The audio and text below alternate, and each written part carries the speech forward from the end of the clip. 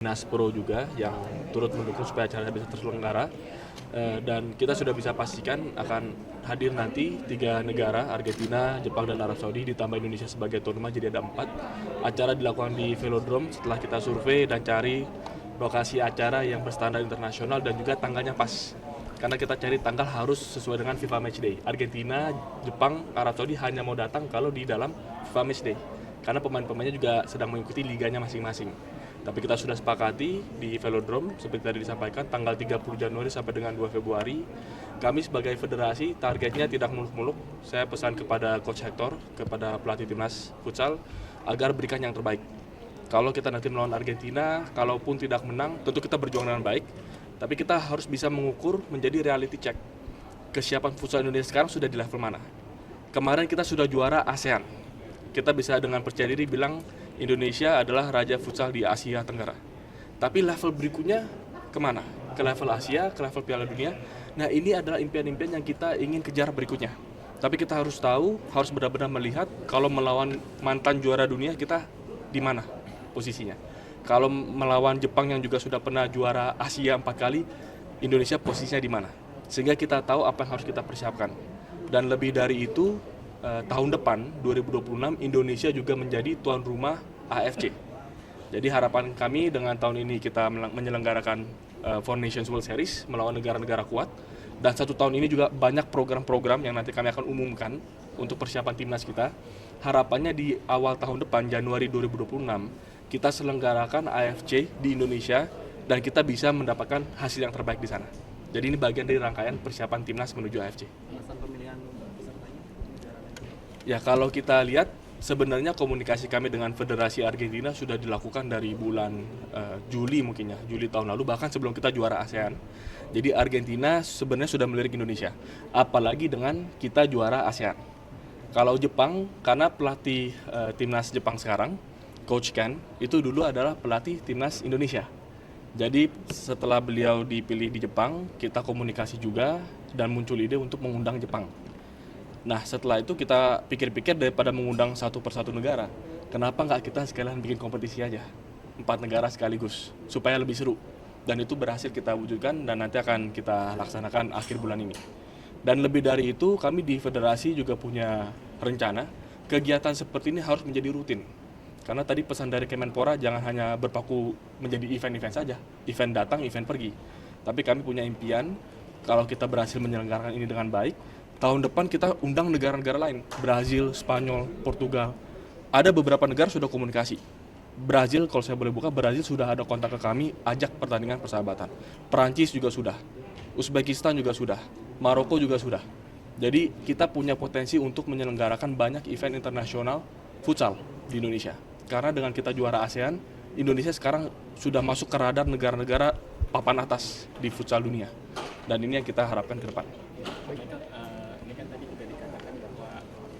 Masih terpaku di kota-kota besar. Memang kalau kesiapan venue tadi kami juga dapat arahan dari Mas Wamen dan dari Kemenpora juga ada atensi soal itu. Kita mengupayakan komunikasi juga dengan Pemda-Pemda supaya ini menjadi tanggung jawab bersama. Kalau bicara dari kami di federasi, tentu kami banyak didukung oleh Kemenpora. Kami memang ingin mengembangkan liganya lebih kuat. Dan liga futsal itu sistemnya belum home and away. Jadi kita 1 minggu kumpul di mana, kemudian minggu depan ke kota yang lain. Di musim kali ini kami dorong bahkan sampai ke Jayapura. Ya, kita dorong sampai kegiatannya di Jayapura, di Makassar, di Aceh, memang akan costly bagi para klub. Dan ini memang kami terus komunikasi dengan klub supaya klub-klub juga siap dengan hal ini. Tapi salah satu tujuannya adalah memang membawa futsal lebih dekat kepada masyarakat. Dan dengan kita keliling-keliling itu, kami juga dari federasi menugaskan Coach Hector dan tim kepelatihan untuk ikut. Jadi sebelum pertandingan, beberapa hari sebelumnya itu pelatih timnas futsal itu keliling ke sekolah-sekolah, kumpulin atlet-atlet pelajar, pelatih-pelatih di level bahkan di level sekolah untuk diskusi, untuk bisa sharing ilmu. Dan kami berterima kasih banyak juga kompetisi pelajar yang sudah diselenggarakan oleh swasta. Yang saya dengar tahun ini bahkan ada beberapa kompetisi nasional tingkat mahasiswa. Jadi kita sedang perbaiki piramida futsal. Supaya kalau kita mau mengincar impian juara Asia, juara dunia bahkan, itu mungkin masih 10 tahun, 20 tahun, 30 tahun dari sekarang. Tapi fondasinya kita bangun dari sekarang. kalau misalkan nih Indonesia menargetkan bisa juara dunia 20 tahun dari sekarang, berarti atlet-atlet yang nanti akan memperkuat Indonesia untuk bisa jadi juara dunia, usianya sekarang berapa? Jangan-jangan usianya masih 6 tahun, 5 tahun, 6 tahun, 7 tahun, masih SD. Artinya kan dari federasi sudah harus mulai ada perencanaan bagaimana sudah bisa mulai scouting, mempersiapkan, mengenalkan futsal, bahkan ke anak-anak yang masih baru masuk SD. Karena mereka inilah yang kita harus persiapkan 10 tahun, 20 tahun ke depan supaya nanti siap kita bisa juara Piala Dunia. Kalau saya sih bayangkan juara Piala Dunia masih agak jauh ya. Kalau juara Asia mungkin bisa 10 tahun dari sekarang, harapan kami ya. Kita juara ASEAN, Asia Tenggara saja kita menunggu 14 tahun. Mungkin kalau juara Asia menunggu lagi 10 tahun lagi, saya nggak tahu. Tapi kita persiapkan lebih baik lagi. Piramidanya juga kita perbaiki lagi. Ya baik, progres kesehatan ya, baik. Ya, kita dalam kondisi prima karena kemarin kita juga baru juara di level ASEAN, juara AFF. Kemudian kembali dan juga liganya sudah mulai. Dan ini juga kami harus mengakui dan berterima kasih kepada para klub karena klub-klub di Liga Futsal lah yang berhasil membina pemain-pemain dengan baik. Saya suka bilang kalau pemain timnas Indonesia 3 bulan di timnas, hanya 3 bulan dalam 1 tahun. 9 bulan sisanya di klubnya masing-masing. Jadi kita konsolidasi dengan para klub supaya di liganya lebih kompetitif. Itu kenapa di awal musim Liga Futsal tahun ini ada namanya Super Cup. Jadi kompetisi pramusim supaya langsung kompetitif dari awal. Ada piala yang diperebutkan. Jadi dengan ada kompetisi dari awal di liga, pemain-pemain kita yang timnas yang juga ada di liga itu selalu diasah. Sambil kita juga tetap scouting pemain-pemain lain yang belum masuk timnas tapi punya potensi. Jadi kondisi pemain-pemain saya yakin kondisi fisiknya prima. Tinggal bagaimana nanti pada saat kita panggil dengan waktu yang terbatas, karena kan kita break dari liga untuk kompetisi ini, TC-nya hanya 3 hari, kekompakannya, soliditasnya, strateginya bisa kita konsolidasikan.